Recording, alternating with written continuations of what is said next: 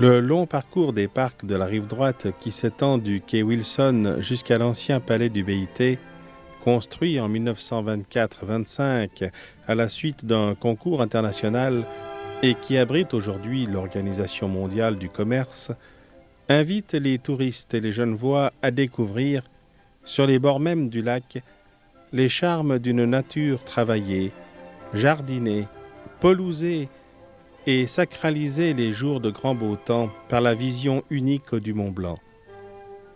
Au fil de ses pas, le promeneur curieux est frappé par la variété de la nature et la diversité des architectures qui ponctuent son chemin.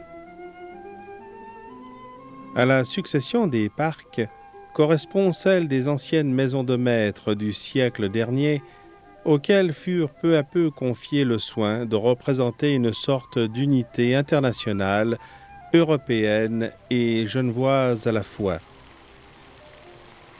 Après le premier jalon de ce périple, le parc Maurepas, légué à la ville de Genève en 1899 et qui vit la fondation de la Croix-Rouge par Henri Dunant, Guillaume-Henri Dufour, Marc Monnier et les médecins Louis Appia et Théodore Maunoir, c'était le 9 février 1863, le centre d'intérêt principal de notre promenade, c'est le parc de la Perle du Lac, avec ses différentes constructions.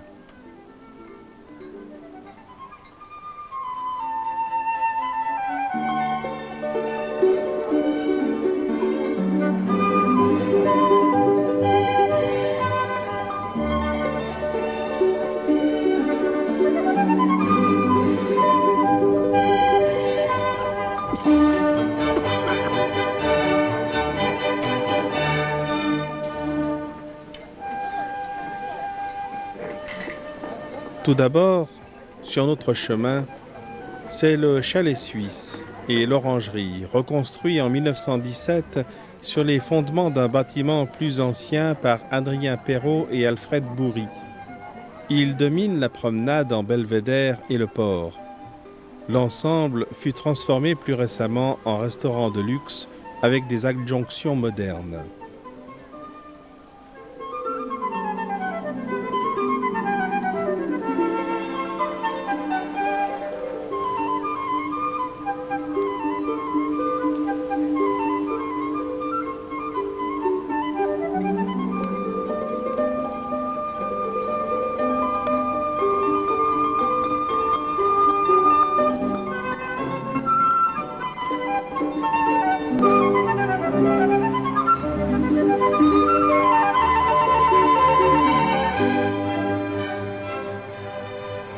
Au fronton, une adaptation d'un vers de Joachim du Bellay.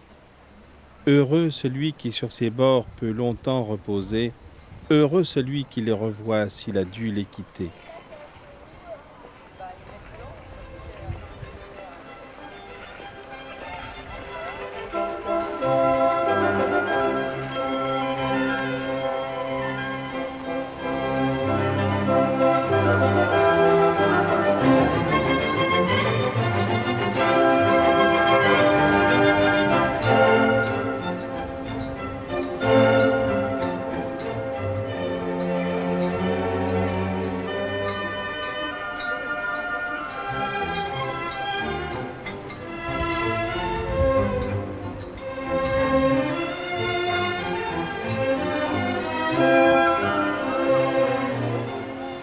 Plus loin, la Villa Bartoloni, désignée comme étant la perle du lac. Elle a été construite en 1828 pour le banquier Jean-François Bartoloni par l'architecte parisien Félix Emmanuel Calais, associé à Samuel Vaucher pour l'exécution. Né en Toscane, installé à Paris, Jean-François Bartoloni descendait d'une famille florentine ayant trouvé refuge à Genève dès la fin du XVIe siècle.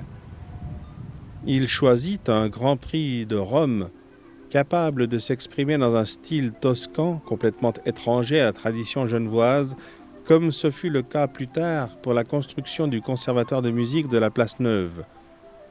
Jean-François Bartoloni fut également le promoteur du premier chemin de fer Paris-Lyon-Méditerranée et il détermina l'emplacement de la gare de Cornavin. Dans les niches de la façade du lac et devant l'entrée, on observe des statues à l'antique d'après Antoine Caneva, d'Hippolyte-André Julien et René Frémin. Félix Emmanuel Caillet réorganisa toute la propriété.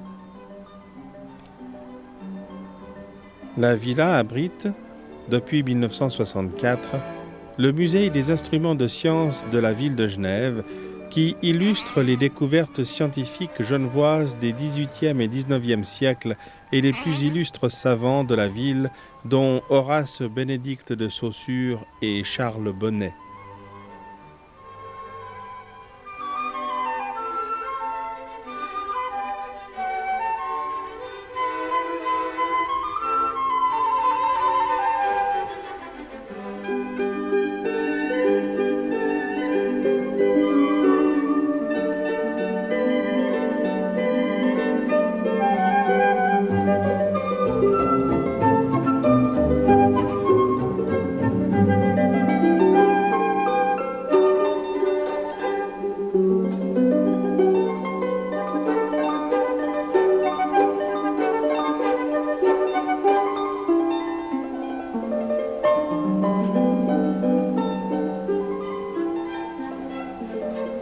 Le quatrième parc, le parc Barton, doit son nom au second propriétaire de la villa, Daniel Fitzgerald Pakenham Barton, commanditaire du Victoria Hall. L'ancienne villa Lammermoor avait été achetée par Sir Robert Peel en 1858 et métamorphosée en cottage anglais avec le concours de l'architecte français Francis Gendreau. Des boiseries, signées Jean Jacquet, provenant de la maison Roux à Chantepoulet, y furent placées à la fin du siècle.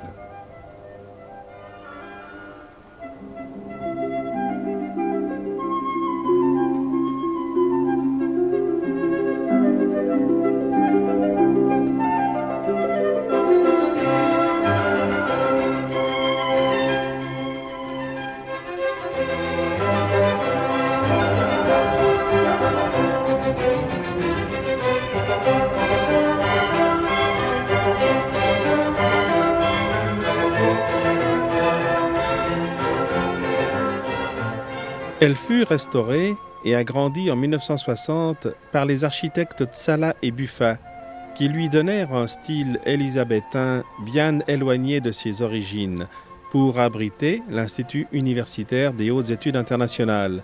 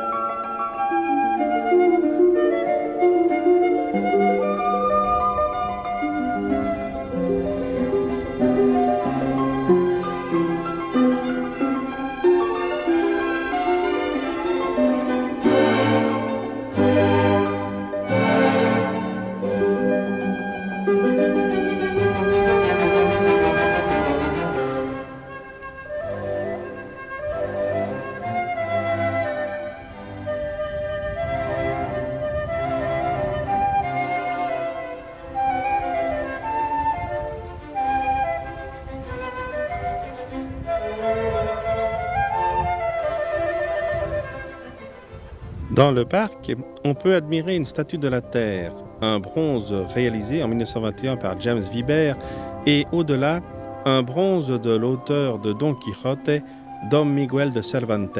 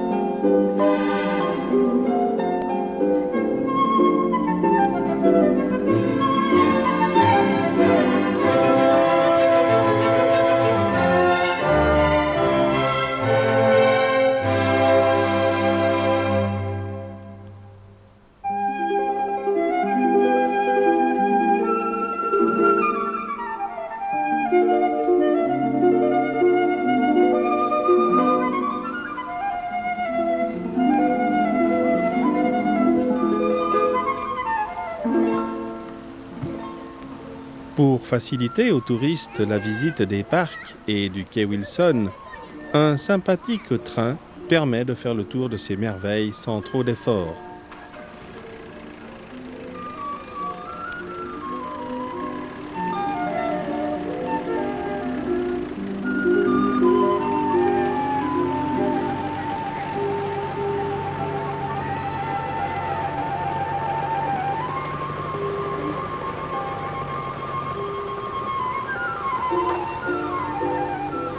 Ici s'arrête notre promenade.